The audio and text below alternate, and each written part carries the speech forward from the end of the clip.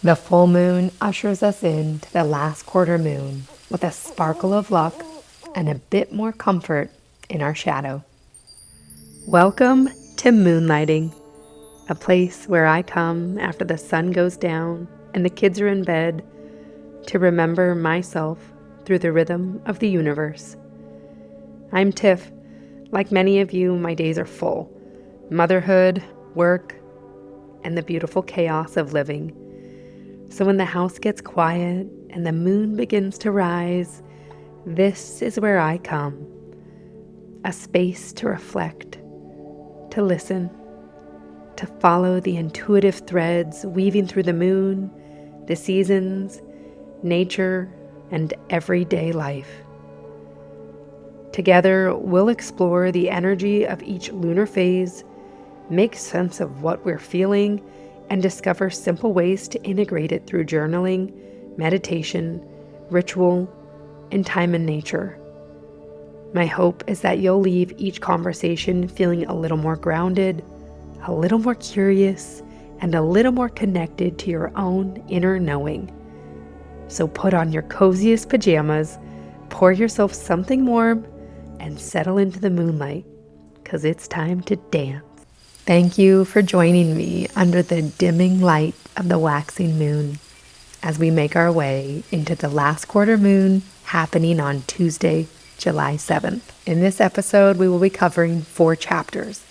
The first is what it means to actually be in the last quarter moon phase and a bit of the light astrology around it. Our second chapter will be the intuitive themes that come along with that and the collective energy we're all feeling. And the third chapter is integration. What are the things we can do in our daily life and the practices we can do to integrate this energy, to align with this energy, to bring us closer to our highest self? And our final chapter will be a closed eye meditation to close us out with gratitude, to leave you with a full heart and an open mind. Before we get into it, let's settle in. Get cozy, stretch out what you need to. Make sure you have your tea ready.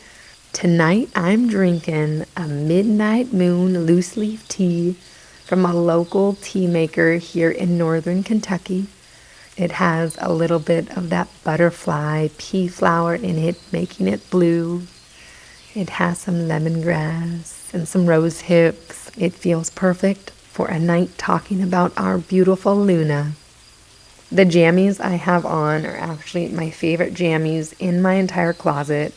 I think it's just the way the material is. It is this really light, almost linen, but super soft cotton material, and I just love them. So I'm feeling super cozy tonight. I am so excited you are joining me. Thank you for being a part of Moonlighting. I hope you are feeling comfortable and cozy and feeling like we are through the ruckus of the full moon and going into a little bit more ease with this last quarter moon. So what is this sparkle of luck and comfort in our shadows that I mentioned? The sparkle of luck is coming because of 2 reasons. One, the numerology of this last quarter moon. It shows up on 7-7. We know that 7 is the luckiest number in numerology, but for me personally, this stuck out just a little bit further because 777 has been my angel number for the last 2 years, the most prominent, but also we don't always get a Mercury retrograde that feels good. Most of the time, we know Mercury retrogrades to feel kind of shitty, not so good, pretty rocky, but this one has some luck to it because it's in Cancer and because Jupiter went into Leo the day after Mercury went into retrograde.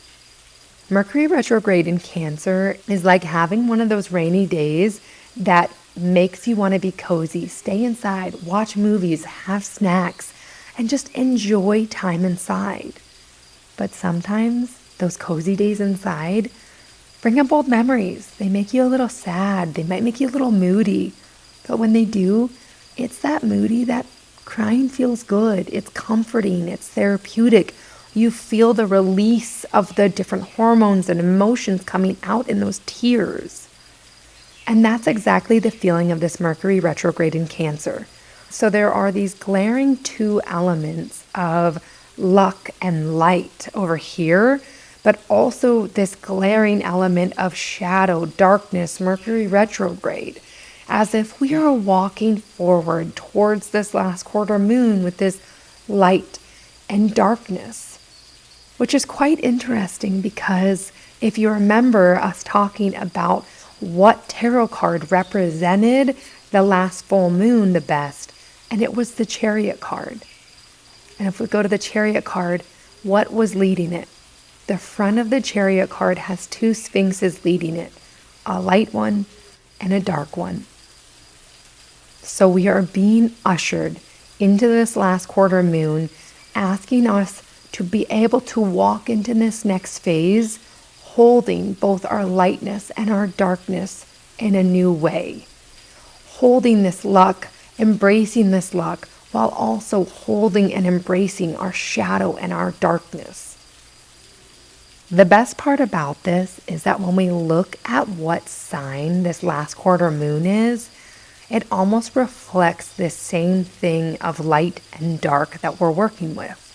Because this last quarter moon wants us to release and start resting so that as we go into this dark moon and the new moon, we are rested, we are listening, we are receiving. But it's in the sign of Aries.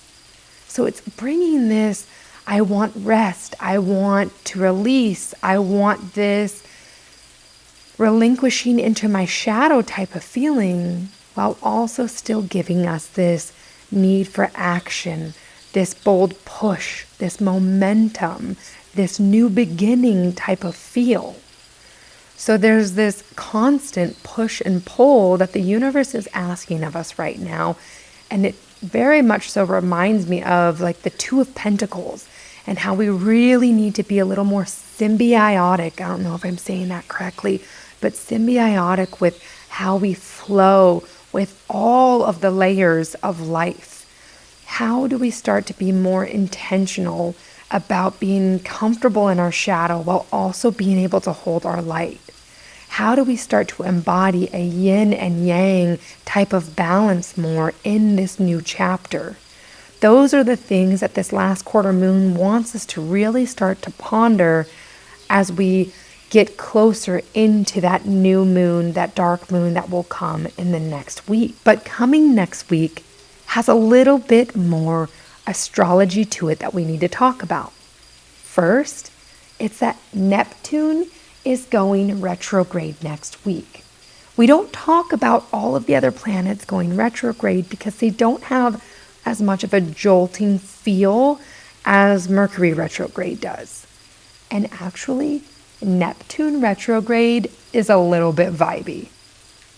Neptune naturally brings us to our visions, our dreams, our intuition, our depth. When it goes retrograde, it almost takes us out of the fog of our visions and our dreams and these illusions that we have inside and brings reality to them. It's almost these rose-colored glasses coming off and saying, how the heck do we make these dreams a reality? Are they too lofty? How do we ground them into reality? How do we ground them into the physical world and create them in the physical world? It almost slows us down like retrograde and lets us really think about, do these ideas really need a place in the world? And if so, how do I make them happen? But an even bigger shift that we need to talk about is the fact that there are no more big shifts coming. 26 has had pretty much biblical times astrology. The transits that have happened throughout January until this last Jupiter transit into Leo have been transits and changes in energy that won't happen and come back around for another 80 to 165 years, depending on what planet we're talking about. We had every single planet shift zodiac signs. And that happens for these inner, closer planets pretty often. But to have 3 of our outermost planets that don't shift for decades and hundreds of years brings a shift, a major shift in our life and our energy that we were comfortable in. So having all of these changes slow down and end gives us solid ground to really move forward in. But it also makes me question, is this the true time of Aquarius starting? And if it wasn't or isn't, then this is the time to find our footing in it. So that's the astrology. What does it mean for us? What are the intuitive themes flowing with it and the collective energies we're feeling? The 2 main themes that came out of this for me is this fractally halfway point. The full moon is the halfway point in the moon cycle. We just went through that. Summer solstice is the halfway point between the year. We just went through that. There's this huge element of this halfway point sticking out to me intuitively. So then I went to my cards and I really wanted to say, what's this halfway point in tarot? It's the Justice card. And holy cow, I couldn't believe how much the Justice card represented the time that we're in right now. It really represents a time that imbalances and our mistakes can be readdressed and maybe retried. We can really bring ourselves to balance and make things right, bring things from the past like this Mercury Retrograde and align them. We can have justice for ourselves in this halfway point and move forward with a perception of more balance. We can move forward holding this light and darkness a little bit more, and that being our balance in these 2 scales of justice.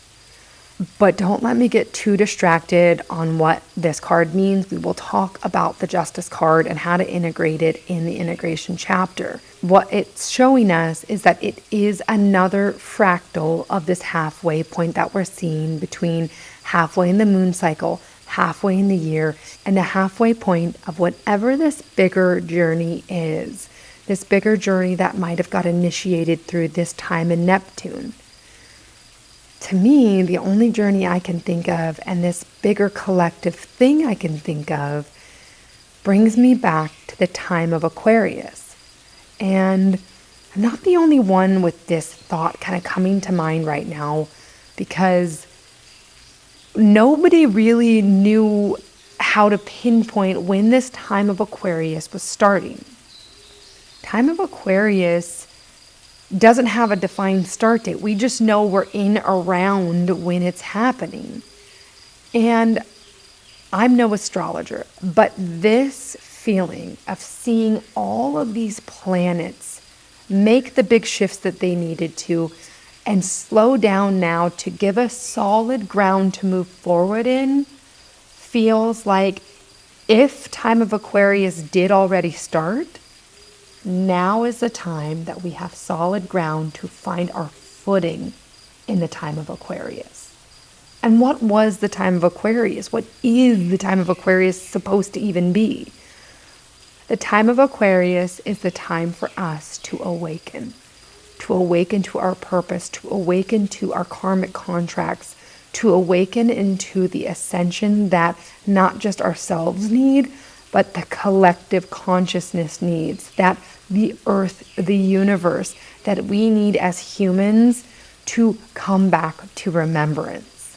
So it's a very exciting time, and to see that all these planets have shifted and to feel deeply that it's like time to find our footing, to step into it, to really be able to be unshakable in your energy is exciting. So let's go back. If we're at this halfway point, when we're at the halfway point in a full moon, what are we supposed to do? This is a great time to assess, how is my life going? But even more so, I feel a call to go back in time 13 years and say, what was I doing?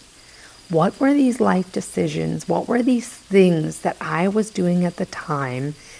But in this reflection, there is also a call to look at what were we doing 13 years ago?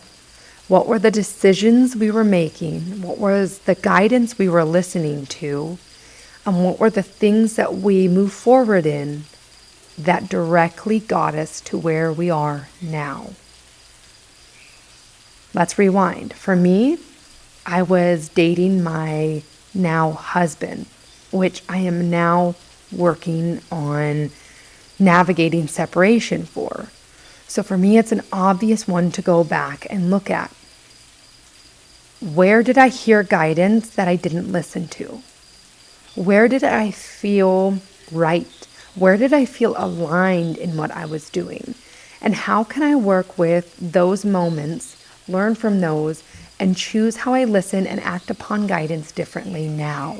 And not just now, but as I move forward into the next 13 years or this next 13 cycle of Neptune in whatever zodiac sign Neptune's going to be in. It's the idea of let's look at what we did in the past and ensure we are intentional about how we are going into the future, but taking that a step deeper and not just saying let's be intentional about how we go about it, but also are we being intentional about how we listen to our guidance and how we discern our guidance and how we are acting upon our guidance. And there are lessons for us from 13 years ago that we can go look at and we can assess and we can pull those oysters out and we can find pearls of magic and pearls of medicine that will help us understand how to operate better and how to operate in an upgraded manner in this next journey. So the first intuitive theme is really centering around this fractaling halfway point. We start with this very small halfway point at the full moon, and then we grow a little bigger into the halfway point of the year, and then even bigger into the halfway point of this journey of Neptune, these transits, and possibly whatever this time of Aquarius is pushing us through. So then our other intuitive theme and energetic flow that is going on is this walking with light and darkness. We saw that the two sphinxes that were pulling the chariot brought us here in this light and darkness, taught us how to kind of be comfortable in this darkness and also shine our light. Our last intuitive theme that we are working with is complication and overcomplicating life. There is this collective theme going on that we are so used to complicating our lives that we aren't even realizing how complicated they are and how complicated the basic stuff is. Remember, Mercury Retrograde is not bringing chaos, it's shining a light on the chaos that's living in our lives. And I feel like part of that chaos that a light is shining on is how frickin' difficult we have made everything. Everything is so complicated. Going to the grocery store and checking out your groceries is complicated. Trying to find a doctor is complicated. Calling customer service at any place is complicated.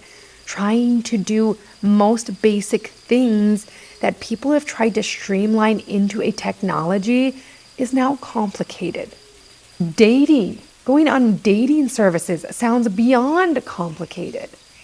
So many things in our normal life are complicated. I mean, my kitchen sink is a touch sink, and sometimes that feels complicated just because the technology's in there. I don't know if I have it on, if I can just touch it, or if I have to turn it on and then touch it, and sometimes I accidentally touch it.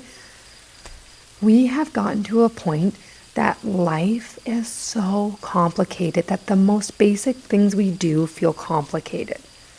The most uncomplicated things we can do are just go be in nature and take a breath. And there's this element of like uncomplicate everything you can in your life. Just like Mercury retrograde doesn't want big changes, it just wants little upgrades, there's also this element that Mercury retrograde just wants us to unknot a lot of those knots that we've tied up in energy. Those things that we've complicated, and instead of untying the knot, we just keep tying tighter and keep pulling further and making more tension. Don't keep pulling the tension. Don't keep pulling your knots tighter. And the first thing that comes to mind when I say that is when we have anxiety. What are the things that we do to try to mitigate our anxiety or to release the pressure or to relax from the anxiety? Coping mechanisms. A lot of people with anxiety think that they need something to help them relieve the anxiety. So we turn to coping mechanisms like alcohol or marijuana, and we use those things to help us untie these knots in our head that are these knots of anxiety. But in reality, that alcohol and that coping mechanism actually tie up that knot tighter. They pull it more and they make it harder to unravel or make it even bigger. So when we think that we are unraveling our anxiety or those knots, those energetic knots in our heads, what we are naturally trained and what we're naturally comfortable with going to relieve them actually ends up making it worse. And so there's this element here of really, really hone into what is helping you ease out of complicating the day-to-day things in life, uncomplicating the loops and the patterns and the things that we say we have to do. The way the universe wants us to uncomplicate things right now is by, one, not going to the coping mechanisms that might knot things up more. In general, most coping mechanisms that we understand are going to do that. Turn towards coping mechanisms like meditation or journaling or just taking a walk or just sending a voice memo to your friend to relieve that anxiety.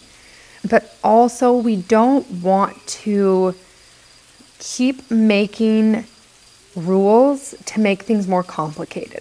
Don't let yourself make up more complication because of what you think or you should be doing right now. I say that in a way of when I go to clean, yes, this is also smart and logically correct, so might not be the best example, but if I am going to mop, I need to have the dishes done, the counters wiped down, the floors vacuumed, and then I can mop. But I didn't necessarily need to have the dishes done to do that. Yeah, it's a good idea to wipe the counters down because I'm going to end up wiping stuff off, or I guess I could wipe it in my hand. But I made up all of those rules. If at the end of the day, I just knew I had company coming over and I wanted to get the mopping done because something was sticky on the floor, then I could have truly just went past all of those things that I said I needed to do, and I could have just mopped. That's the point here. Uncomplicate your life to just mop. That's not the best example because a lot of us who are cleaners know that I'm not going to mop without doing those things. But that's the point here. Get less rigid, less complicated in this complication that we are just used to. This world and our lives and the standard has way too high of complication that we don't even realize how simple life can be. So simplify, simplify, simplify right now. All right, those are our themes. How are we going to integrate them? Good question. So release, release, release. We're going to get 3 pieces of paper out for this practice, and we are going to write down what we want to release from this 13-year, from 2013 journey. What's this bigger thing you've been working to release that's been sitting with you, something you've been healing? The next piece of paper is going to be, what are you releasing from the first half of this year? What is it from the first half of the year that you recognize that needs to be healed or released? And the last piece of paper is what needs to be released or healed from this moon cycle. So those 3 pieces of paper can go into the fire of Aries. Whether you have an actual fire or a candle, you will want to release and put them into the fire and let the Aries fire take them away and let them be. The second practice that I have for you is centered around the Justice card. The Judgment card reminds us that with accountability, we can have an aligned and fair life. But we have to be accountable for our mistakes or our misalignments. And when we are holding our light and our darkness together in that yin and yang in a better balance. But it also teaches us that we are the judge of our lives, which means we get to choose what is allowed in our lives and what is not in our lives. So at this halfway point, it is so important to be the judge of how you enter and who enters with you into this next phase and how we step forward. To do the spread around the Justice card, you are going to pull the Justice card out of your deck. Once the Justice card is out of your deck, you will go through the normal routine of shuffling, cutting, and picking 4 cards. The question around the spread is, what is ready to be removed from the scales?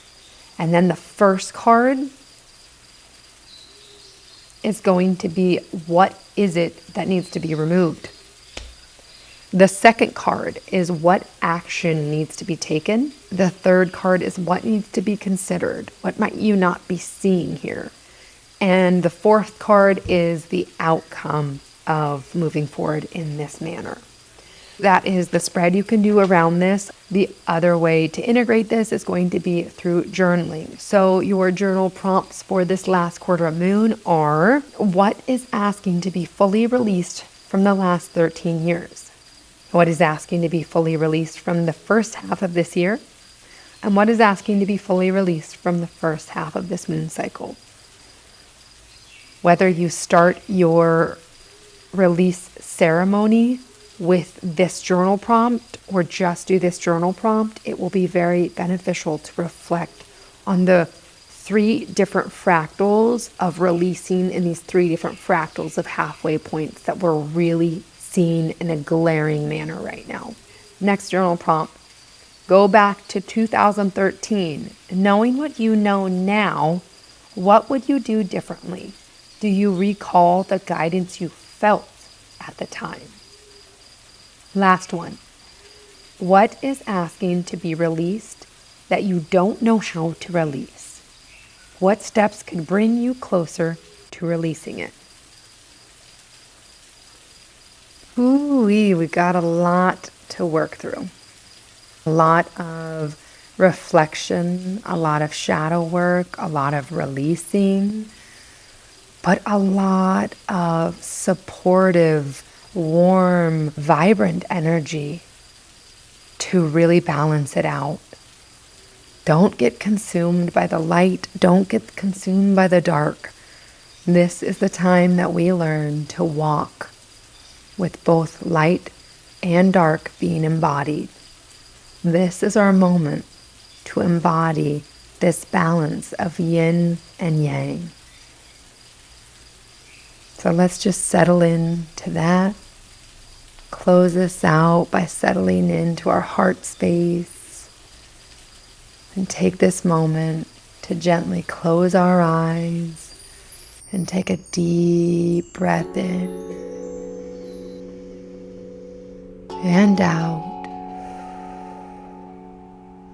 Take this moment to just breathe in all of this wisdom, all of this connection, all of this divine cosmic flow. And exhale any of your tension, anything sitting with you. Take another deep breath in. Finding a rhythm in this moment. Exhaling anything blocking you from this beautiful moment, the peace and harmony that we have in it.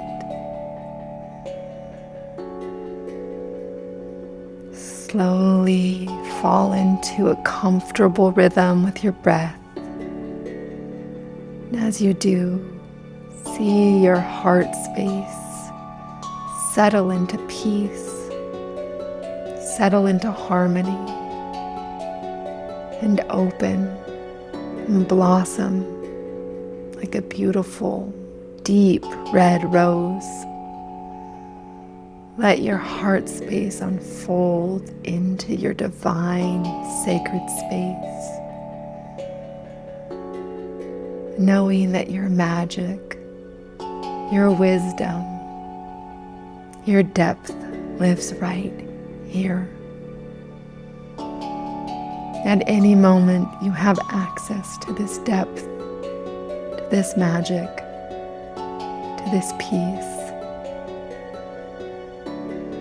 Know that it always lives within you, burning like an internal fire. Let your breath stoke the flames of your fire with your next inhale. Feel your inner world expanding. Feel your heart space expanding. And feel your warmth expanding. Let that warmth expand all through your being. Let it expand out of your being, feeling yourself radiate the fire from within. Feel yourself radiating your magic, radiating your peace, radiating your gratitude, and radiating your energy. Let your beautiful energy radiate into this world, trusting the ripple effect that it's going to carry. Here, you can anchor into your knowing. You can anchor into your inner world and anchor into that blazing, radiant fire, trusting that it will keep you warm and trusting that it will light the next steps of your journey. Take another deep breath in and ground yourself into this warmth, into this vitality, into this harmony.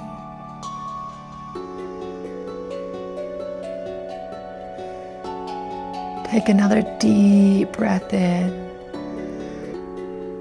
allowing yourself to bring your mind, your body, and your spirit into alignment.